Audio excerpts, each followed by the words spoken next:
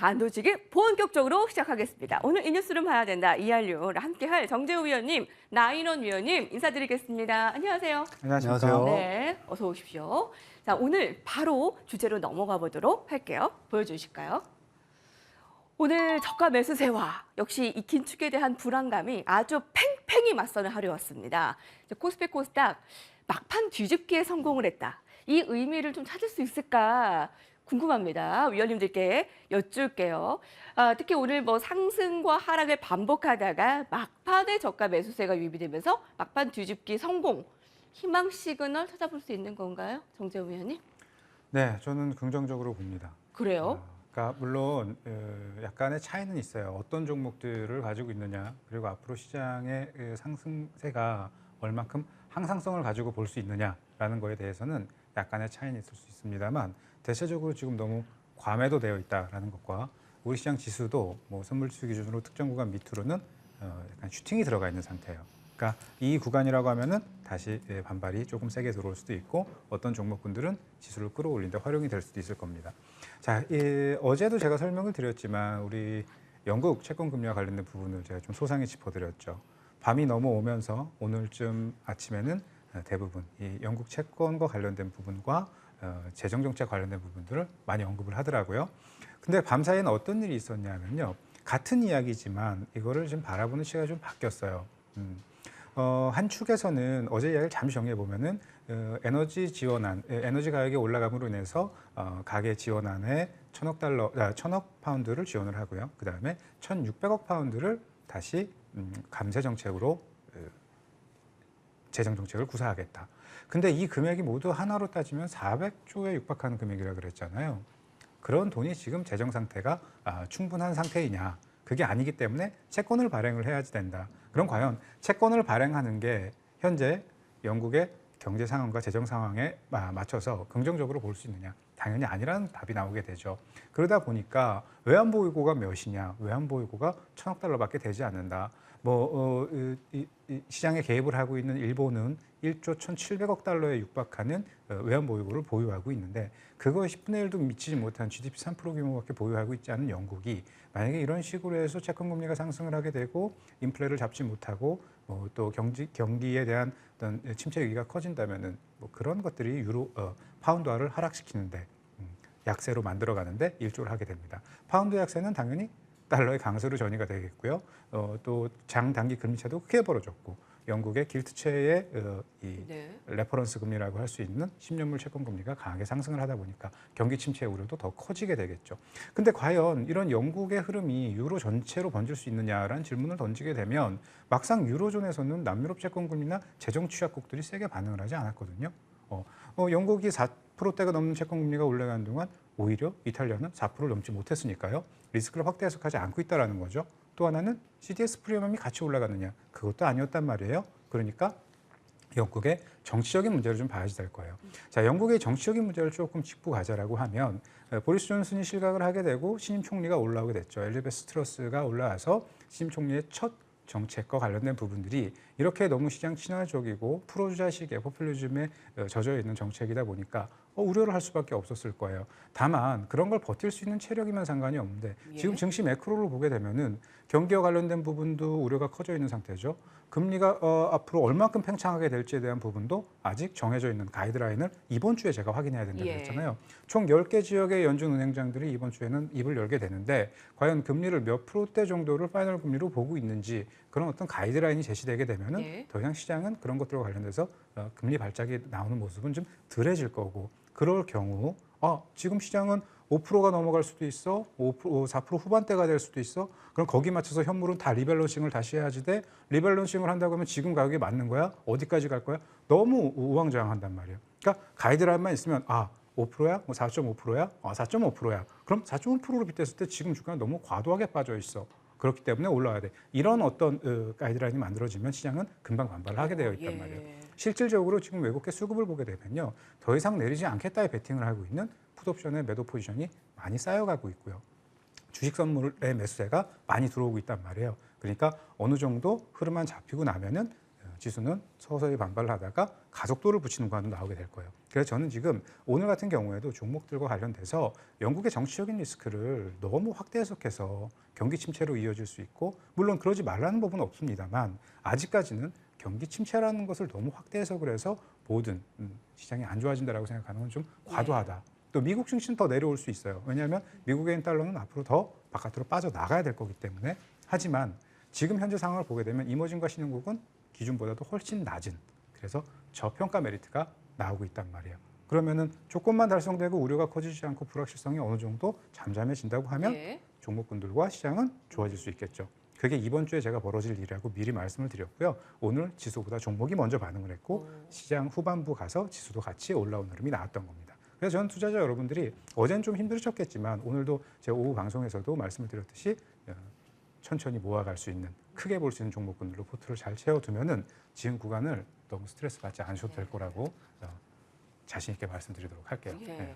맞아요. 그 금리에 대한 부분, 그 파이널 금리에 대한 가이드라인이 네. 이제 이번 주 중에 이제 FOMC 연준 의사들의 그 발언이 좀 가이드라인이 좀 제시될 이번 주가 좀 중요하다라고 얘기를 딱 했는데 몇 프로입니다라고 얘기는 하지 않았겠지만 네. 그 10명이라고 하는 많은 총 19명의 연준 인사들 중에 12명이 발언을 하게 되는데 다 투표권이 있는 사람들이니까 자신의 생각은 어떻다라는 걸 밝혔을 때 시장은 그런 것들을 조합해서 예. 대략적으로 이 구간으로 수렴하는구나라는 그런 어떤 통계라든가 근사치만 알면은 우려는 훨씬 줄어들 수 있겠죠. 예, 불확실성도 좀 네. 떨어질 수 있는 부분이고요. 나인원 의원님, 어제 코스피 뭐 3%, 막 코스닥 막 5% 이게 하락한 것에 비하면 오늘 뭐 막판 상승 뒤집기에 성공했다고 하더라도 너무 미미한 거 아닙니까? 자, 일단 어제도 아마 시장 좀 보신 분들은 잘 아실 겁니다. 일단은 시가 기준으로 했을 때 장전 동시 효과서부터 일단은 전저점 좀 이탈하는 어떤 모습들이 많았어요. 일단 이것을 보았을 때 기본적으로 장 시작하자마자 반대 매도 물량들이 이제 상당히 좀 쏟아진다라는 점을 좀 알 수가 있었겠고요. 아마 시장을 좀 면밀히 보신 분들은 어제와 오늘 상당히 비슷한 시간대에 시장이 하락하고 다시 한번 재차 반등하는 그런 모습들을 보셨으리라 생각을 합니다. 네. 자, 지금 잠시 HTS의 차트를 한번 좀 보도록 하겠습니다. 예. 자, 일단 장 시작 9시 정 기준 했을 때 이제 시가 기준으로 해가지고 상당량의 매도 물량들이 대거 쏟아지고 있습니다. 일단은 내일장부터 좀 덜하겠지만은 어제 오늘은 동일했습니다. 즉 9시 장 시작하고 난 뒤에는 보통 통상적으로는 미수 신용 물량들이 상당히 좀 많이 쏟아지고 10시서부터 12시 사이까지는 기본적으로 CFD 물량들이 많이 쏟아집니다. CFD 같은 경우에는 사실 여러분들이 굳이 알 필요는 없는 영향을 생각을 하는데 과거 대비했을 때 증거금이 좀 올라서 예전 같지는 않지만은 정말 크지 않은 돈으로 정말 수억 원 또 수십억 원의 어떤 자금을 일시적으로 어떤 빌려서 주식을 매수할 수 있는 그런 자금 대여라 보시면 됩니다. 상당히 좀 위험한 레버리지인데 그 역시 마찬가지로 보통 오전 10시경부터 12시 사이에 좀 매도 물량들이 좀 많이 나오고 있습니다. 자, 그 이후로 12시부터 12시 한 오후 1시까지 정도를 보시면은 보통 파생 쪽에 있어서 이제 반대 매도 물량들이 좀 대거 출회되는 시간으로 좀 보시면 됩니다. 그때 역시 마찬가지로 그 직전에 시장이 반등한다 할지라도 이내 반대 매도 물량이 나오면서 지수 역시 마찬가지로 코스피, 코스닥 동반 하락세를 좀 보여줬다라고 생각을 하시면 되겠고요. 통상적으로 오후 2시경에 좀 발생하는 이제 하락은 여러분 잘 기억해 두실 필요가 있는 게 이제 많은 분들이 의외로 많이 사용하시는 게 이제 스탁문입니다. 네. 스탁문 반대 매도 물량들이 또 나오는 시간이기도 하고 통상적으로 2시경에 시장이 아무런 이유 없이 하락을 한다라면은 일단 스탁문 쪽 반대 매도 물량이 나온다라고 좀 보시면 되겠고요. 통상적으로 장 말미 즉 3시 전후 또는 3시 이후에 시장이 하락하거나 종목의 어떤 급등락 움직임이 종종 발생하는 경우가 있는데 그 경우에는 다음날 반대 매매가 예상이 되거나 또는 당일 진입 또 당일 청산까지 목표로 어떤 물량들이 좀 나오는 편인데 오늘은 그러한 물량들을 좀 이겨내는 어떤 반등이 조금은 보여줬습니다. 아무래도 장중에 나스닥 선물 같은 경우에 좀 큰 폭의 상승세를 보여주다 보니까 오늘 미 증시 전반적으로 반등세를 보여주고 또 그에 따른 또 우리 시장 내일장 상당히 좀 좋게 반응되지 않을까라는 기대감이 있었는데 방금 말씀드린 이 부분들은 잘 기억을 해 두셨다가 일단 시장이 개파락으로 시작한 이후에 시가를 회복해주지 못하는 모습들을 보여주게 된다면 각 시간대별로 시장의 어떤 출렁임이 이런 이유 때문에 발생할 수도 있구나 정도로 좀 보시면 되겠습니다.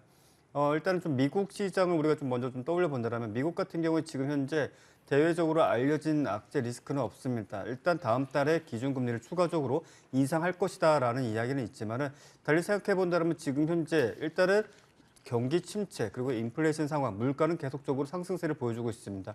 자연스럽게 미국 국민들조차도 소비를 상당히 꺼려하고 있는 상황이고 오히려 저축은 늘어나고 있습니다. 자, 이렇게 된다면 지금 아직 구체적으로 발표가 되지 않았지만 10월 달에 각 회사별 또는 어떤 재고량 측정을 함에 있어서 상당 부분 높게 측정되는 부분들이 있을 겁니다. 즉 재고량은 부채라고 생각을 하게 된다면 기업에 있어서는 또 영업 활동에 있어서는 상당 부분 리스크로 작용할 수가 있게 되는데 이 부분들이 어찌 본다면 우리나라 어찌 본다면 이제 가격전이라고 얘기하기 좀 그렇겠지만은 상황 자체가 상당히 좀 비슷한 양성으로 흘러갈 수가 있습니다.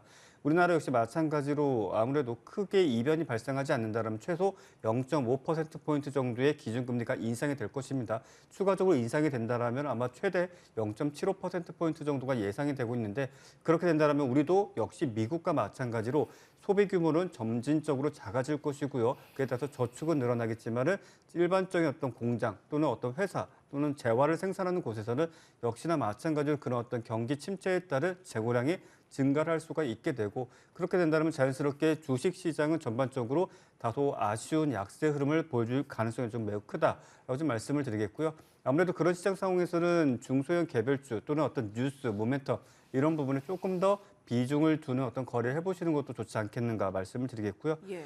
영국 쪽 이야기는 제가 계속적으로 이 단도직입에 나오면서도 여러분께 말씀드렸던 게 일단은 영국 같은 경우는 올 초서부터 상당히 의식주 자체가 해결 불가능할 정도로 힘든 상황에 처하신 분들이 많았습니다. 예. 특히 런던 쪽 같은 경우는 부동산 가격은 전 세계 최고치라고 해도 과언이 아닐 정도였고 일단 대출을 받아서 부동산에 내가 뭐 임차를 받아서 거주를 한다 할지라도 월세를 갚지 못하는 그런 경우도 너무나 많이 발생을 했습니다. 그러다 보니까 지난달부터서는 사실상 길거리에 나앉은 경우가 정말 많았었고요. 여러분들 외신을 찾아보신다면 정말 극명하게 극단적인 어떤 상황까지 간 경우도 많을 겁니다. 예. 그러다 보니까 이런 상황들 자체가 일단은 인플레이션 상황이 정말 미국처럼 정말 심화되는 것은 아닌가라는 이야기가 계속적으로 나왔는데 자, 어제자 기준으로 했을 때 파운드 대 달러와 상당히 좀 안 좋은 모습들을 좀 보여줬죠. 아마도 이 부분들은 계속적으로 좀 진행될 가능성이 좀 크다라고 보고요. 유럽 같은 경우는 전반적으로 어떤 리스크, 금융시장에 어떤 문제가 발생했을 때는 그 발원지를 굳이 찾는다라면 늘 항상 영국이 주도했거나 영국이 항상 포함이 좀 되어 있었다라는 거 우리가 한번 좀 상기해 볼 필요가 있겠고 전반적으로 기준금리 인상폭도 최소 0.5%포인트에서 최대 1%포인트 정도의 다소 공격적인 기준금리 인상이 이곳저곳에서 발생을 하고 있다는 점도 우리가 좀 감안해야 되겠고 또 그 전에도 독일에 대해서도 좀 말씀을 드렸는데 독일 같은 경우는 올해 초에 크레딧 회사에서 일단 분식회계 문제가 좀 발생을 했었고 제가 자세히는 알지 못하지만은 아무래도 유럽 전 지역 국가들이 지금 현재 어떤 회계상의 시스템이 우리가 알고 있고 또 우리가 지금 사용하는 것과 시스템이 많이 다른가 봅니다. 네. 그러다 보니까 일단 분식회계 리스크가 좀 발생하면서 줄도산하는 회사들이 다소 발생을 하고 있고 이것들이 수면 위로 좀 급부상해서 정말 말 그대로 도산을 해버리게 된다면 말 그대로 전반적인 어떤 금융시장에 큰 악재 리스크로 작용할 가능성이 크다라는 점을 좀 감안하셔서 당분간 뉴스 팔로잉 잘 하시면서 시장 정말 좀 약간은 좀 보수적으로 보실 필요가 있겠다. 예. 그리고 그런 식의 어떤 현금 비중도 조금은 늘리실 필요가 있겠다라고 정리해드리겠습니다. 예. 자, 영국부터 시작된 유럽발 리스크, 독일 시장까지도 일단 당분간은 좀 예의주시해야 되는 상황이고 좀 보수적인 부분도 봐야겠습니다. 그리고 오늘 시장에서 장 시작하자마자 바로 하락한 이유, 그리고 오후 2시경에 하락하는 그 이유, 네, 스탁론과 연관된 가능성을 배제할 수 없는 거 이런 것들을 하나하나 좀 알면 시장에 대한 좀 견해도 좀 넓어지지 않을까 싶습니다. 다 이유 있는 움직임을 좀 파악을 해봅니다. 자, 증시 상황이었고요. 오늘 장을 좀 뜨겁게 달군 섹터에 대해서 알아보는 시간입니다. 오늘 키워드의 힌트를 화면으로 보시죠.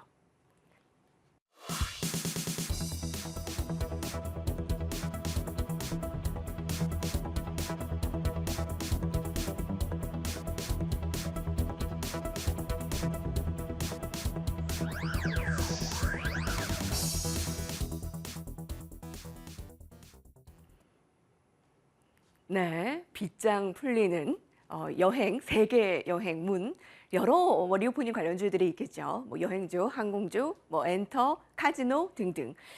많이 그 코로나 그 이후의 움직임을 기대하는 바는 굉장히 큰데 사실 그 지수의 움직임도 배제할 수 없기 때문에 이들의 기대는 어디까지일까라는 의문을 하게 됩니다. 정재호 의원님 얼마 전에 또 제주항공을 또 말씀해 주시지 네. 않으셨습니까? 또 화장품도 얘기를 해주셨었고요. 예. 제가 그 종목들을 말씀드린 거는 꼭 리오프닝에만 기인해서 말씀드린 것들은 아니에요. 그러니까 지금 그 종목군들의 공통 분모가 좀 리밸런싱이라던가 어떤 중국이라던가 직접적인 요인보다는 간접적으로 될 수 있는 요인들의 핑계를 대서 수급들을 좀 많이 뺀 종목들이거든요. 공통 분모가. 그러니까 그래서 낙폭이 큰, 잠시 후에 종목 보면서도 말씀을 드리겠지만 낙폭이 크지만 그 낙폭이 죽으러 가는 낙폭이냐 아니면 들어왔다 다시 올라가는 낙폭이냐를 보고 예. 그걸 의미 있는 낙폭과대가 들어온 종목을 매수해야 된다를 제가 몇 번 강조를 드렸었어요. 자, 근데 제가 이런 예를 한번 드려볼게요. 금리 인상 시기잖아요. 우리 어제 이 시간에 금리를 인상하는데 금융주가 어떻겠냐라는 질문이 있었습니다. 그죠? 예. 근데 자, 만약에 금리를 끌어올리고 있는데 많은 은행들이 그동안 영끌이다 뭐다 해서 기업들한테도 개인들한테도 가계에도 대출 많이 했단 말이에요. 금리가 올라가면은 당연히 어떻게 되겠습니까? 이자 수익이 늘어나겠죠. 그러니까 일반적인 생각으로는 그래서 은행의 수익이 극대화될 수 있을 거라고 생각을 해요. 만약에 지금이 그냥 금리를 올리는 시기면 상관이 없습니다. 그런데 자꾸 이상한 이야기를 하잖아요. 경기 침체가 올 수 있다. 그리고 폭망할 수 있다. 무서운 얘기죠. 그러면 상식적으로 경기 침체가 와서 기업이 빚을 변제할 능력이 없어요. 그럼 부도날 수 있는 기업이 늘어나겠죠. 또 가계가 변제할 수 있는 능력이 되지 않아요. 그러면 담보가치 하락과 더불어서 당연히 상황이 발생할 수 있겠죠. 그런 것들에 대한 리스크를 들어가고 있는데 어떻게 금리 인상 시기라고 무조건 금융주가 갈 수 있겠습니까? 그죠? 그러니까 이유를 대자고 하면은 지금 굉장히 터무니없는 이야기들이나 혹은 과대, 확대 해석된 이야기가 너무 많단 말이에요. 네. 앞으로도 시장이 반발을 하게 되면은 계속 방금 나연훈 의원님께서 말씀하셨겠지만 유로존이 조용할 리 만무하거든요. 남유럽 문제도 그렇고 영국 문제도 그렇고 정치적 문제라고는 하지만 되게 지금 말도 안 되는 일들이 벌어지고 있어요. 얼마 전 이탈리아 총선이 끝났지만서도 이탈리아를 유로존 내에서 채권을 계속 매입을 해주다가 이제 긴축을 하니까 다시 매입했던 채권을 환매를 하고 있지 않습니까? 유독 이탈리아 채권은 매입을 해주고 있단 말이에요. 왜냐하면 상황이 발생하면 다 같이 리세션이 들어오게 될 테니까. 그런데 채권을 매입해주는 조건은 그거예요. 방만한 경영을 하지 않겠다라는 거거든요. 재정 조건을 충족시킨다는 전제의 채권을 매입해주는 거거든요. 근데 신임 총리는 또 다시 방만한 재정을 운영을 하려고 해요. 당연히 리스크가 번지겠죠. 이런 것들이 불거지면 경기 침체뿐만이 아니라 금융 리스크에 대한 자꾸 말이 나오게 될 거예요. 그러니까 금리를 인상시키는 시기에 수혜를 볼 수 있는 게 뭔지 또 우리 시장에서 유리한 게 뭔지 이게 되게 어수선하단 말이에요. 그러니까 차라리 이럴 거면 가격 전가력이 확보되어 있고 저평가되어 있고 가치가 평가절하되어 있고 너무 많이 내려서 안정적인 것들 이런 것들을 좀 모아보자. 이런 네. 쪽으로 수급들이 좀 슬슬 많이 모여요. 그러다 보니까 오늘도 아모레퍼시픽이나 LG생건이나 다 제가 여기서 한번 관심 있다고 추천을 드렸던 종목이에요. 이런 종목군들이 움직이고 일부 항공주들이 어떤 이슈를 품고 움직이고 이런 현상들이 보여집니다. 제가 투자자 여러분들께 말씀을 드리고 싶은 이야기는 뭐냐면 가는 걸 보고 사는 게 아니에요. 갈 수 있는 걸 사서 모아가는 게 중요하거든요. 가는 걸 보고 이제 또 산단 말이죠. 그러면 한두 번 튀면 또 들어오게 될 거예요. 이런 흐름들이 반복된다고 하면 단기 매매하시는 분들은 그냥 올라오면은 적절히 빠져나가는 전략. 하지만 중장기적으로 64%라는 하락대가 나왔다고 하면 어느 정도 반발은 수월하게 들어갈 수 있겠구나. 그런 생각으로 매매를 한다고 하면 좀 기간을 두고 바꿔 이야기하면 좀 차분히 매집해 나가는 전략으로 보시는 게 유리하지 않을까. 그래서 지금 공교롭게도 이렇게 지금 리오프닝 관련 종목군들은 내수 관련 종목군들이라던가 또 최근 들어서 낙폭과대가 많이 들어온 종목군들이 있어요. 네. 그런 것들 리오프닝으로 묶여 있지만 그 안에서 수급 주체가 살아있는 종목군들은요, 주체가 이탈하지 않은 종목군들은 좀 모아가도 괜찮은 종목군들이 많이 있다. 저는 그렇게 좀 설명을 드리겠습니다. 네. 네. 낙폭과대주가 죽으러 가는 낙폭과대가 의미 있는 있고 앞에 의미 있는 붙여주세요. 네. 의미 있는 낙폭과대. 낙폭과대. 그러니까 이것은 의미 있는 낙폭과대로 보는 네, 거잖아요. 그러니까 이유가 좀 있었어야지 돼요. 예. 우리가 일반적으로 어떤 이유가 있어 내려간다 그게 아니라 좀 어거지성 이유들을 얘기하는 거예요. 무슨 계속 중국 때문에, 무슨 코로나 때문에. 코로나는 지금 사람들 마스크 쓰고 다니고 안 쓰고 다니고 네. 집단 감염 다 되는 상태에서 면역 생긴 상태에서 그것 때문에 어떤 리스크를 확대시킨다. 그거는 조금 아니거든요. 예. 네. 안정적인 일단 많이 떨어져서 안정적인 가격 부분, 그다음에 모멘텀 확보가 좀 필요로 하는 이 시점에서 몇몇 종목들 위주로 또 얘기해주신 종목도 있었고요. 네. 예, 그럼 나인원 위원님 얘기 듣기 전에 그러면 종목은 한번 볼까요? 네, 어떤 건지 오늘 볼까요? 종목은 아모레퍼시픽 아모레퍼시픽이요. 이미 제가 여기서 한번 추천했던 드렸던 어제 종목인데, 추천주였죠? 근데 오늘 조금 움직임이 한 2% 정도 나왔어요, 장중에. 어저께 저점 구간에서도 매수가 유효했었고 오늘 눌림도 괜찮았었는데요. 이게 지금 주봉을 보고 제가 설명을 드리면 차트를 좀 보겠습니다. 고점으로부터 시작해서 64%가 빠졌어요.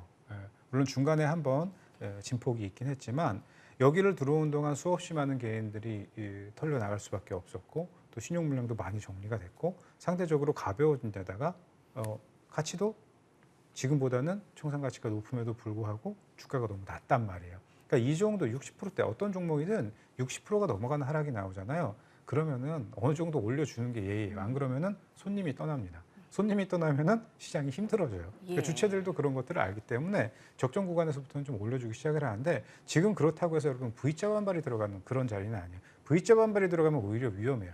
이런 구간에서 자리를 잡을 때는 V자 반발이 들어갔어도 한번 내려서 이렇게 바운스를 주고 천천히 매집하면서 흐름이 나와야 되거든요. 그러고 나면은 지금 구간에서 제가 이거 제시해드렸던 가격대가 16만 원대란 말이에요. 거기까지 모아가시는데 부족한 거 없을 거라고 봐요. 현 구간에 중기적인 20%의 반발력을 확보하고 있다는 거. 네, 낙폭과대가 의미 있는 낙폭과대가 있고 죽으러 가는 낙폭과대가 있는데 이건 전자라는 거. 예. 자, 그러면 나인원 의원님의 의견도 들어보겠습니다. 네. 일단 뭐 리오프닝과 관련돼 가지고 사실 코스피 150, 코스닥 150 이 안에서 시가총액이 1조 원 이상의 종목군들은 전반적으로 수급이 좋긴 합니다. 일단은 수량이 크든 작든지 간에 연속적인 순매수가 계속적으로 유입이 되고 있기 때문에 그 부분에 대해서는 뭐 부정적인 의견을 가질 필요는 없겠습니다. 다만 이런 어떤 리오프닝으로 불렸던 대표적으로 뭐 숙박이라든지 여행이라든지 또는 그와 관련된 여러 종목군들 같은 경우에는 코로나19 팬데믹이 발생했을 그 이전에도 사실 주가의 어떤 탄력도적인 측면에 있어서 크게 개인 투자자분들이 좋아할 만큼 어떤 성향은 아니었습니다. 소위 이제 뭐 자금을 좀 묶어두는 용도라면 괜찮겠지만은 내가 수익을 취하는 데 있어서의 어떤 기간을 좀 고려한다면 상당히 좀 긴 시간이 좀 필요하거나 특정 시장의 어떤 강한 오버슈팅 구간 내에서 동반 상승세를 보여주는 그런 시기를 좀 노려볼 만한 그런 종목이다라고 좀 말씀을 드리겠고요. 그렇게 사실상 지금 리오프닝 관련돼 가지고 앞서 말씀드린 일단 시가총액 규모가 1조 원 이하짜리 종목을 좀 제외하고 일단 코스피 150, 코스닥 150 기준 놓고 봤을 때 신규 매수는 조금 자제를 하셨으면 좋겠다라는 의견을 드리고 싶고 만약에 내가 기존에 좀 가지고 있다 비중 자체가 뭐 10%, 20%밖에 되지 않는다라면은 오히려 조금 더 추가 매수를 해보시는 것도 나쁘지 않다. 왜? 일단은 대다수 말씀드린 종목군들 뭐 대표적으로 뭐 파라다이스가 있을 것이고요. 뭐 강원랜드 또는 앞서 말씀해주신 뭐 아모레퍼시픽 이와 같은 종목군들은 나름의 배당 성향도 있기 때문에 사실 연말까지 또는 내년 1분기까지 가져가셔도 상관없을 종목이긴 합니다. 하지만 내가 어떤 자금이 좀 한정돼 있을 때 조금 자제했으면 좋겠다라고 좀 말씀을 드리겠고요. 그에 반해서 일단 시장에 늘 어떤 뉴스라든지 강한 모멘텀, 트레이딩이 가능한 그런 어떤 종목군들이 있습니다. 다소 초심자분들에게 조금 어려울 수 있겠지만은 그것들을 완전히 배제하고선 시장에서 수익을 낸다는 것도 사실 어불성설일 만큼의 지금 시장은 누가 봐도 하락장입니다. 그렇기 때문에 어찌 본다면 이런 어떤 섹터의 움직임을 추격하시는 것도 좋겠지만 또 투트랙 전략으로서 어떤 모멘텀 트레이딩도 같이 겸하시는 것이 좋지 않겠는가라는 의견을 전달해 드리겠습니다. 모멘텀 트레이딩. 전반적으로는 조금 보수적인 편인 것 같습니다. 그 가운데 좀 주목하고 있는 특징주가 있다면요. 일단 파라다이스를 좀 한번 좀 보실 필요가 있다고 좀 말씀을 예. 드리겠고요. 파라다이스 같은 경우는 기간에서 연일 평균적으로 5만 주에서 10만 주 정도 매수를 해주고 있습니다. 대략적 금액으로 놓고 보게 된다면 5천만 원에서 약 한 1억 원 정도의 자금인데 실제 기간의 매수 자금치고로 매우 작은 편입니다. 하지만 이 자금이 꾸준한 연속적인 순매수를 좀 보여주고 있다는 것 그리고 주가의 위치상 지금 현재 박스권 상당 부분에 있다는 것. 박스권 상단부라고 할 수 있는 17,000원대 이상 가격의 돌파 상승세를 보여주게 된다면 추가적인 시세도 기대해 볼 수 있기 때문에 나는 배당 성향이고 지금 현재 시장이 이러하기 때문에 중소형 개별주 거래하기보다는 자금을 묶어두고 조금 더 우직하게 포지션을 끌고 가겠다라고 하신다면 관심 있게 지켜보셔도 좋을 종목이다라고 정리해드리겠습니다. 예. 자, 기관의 수급의 유입이 급증되는 그 종목들이 몇몇 눈에 띄네요. 파라다이스도 마찬가지고요. 네, 이렇게 해서 오늘의 이슈와 키워드 알아봤습니다. 자리를 옮겨서 이어가겠습니다.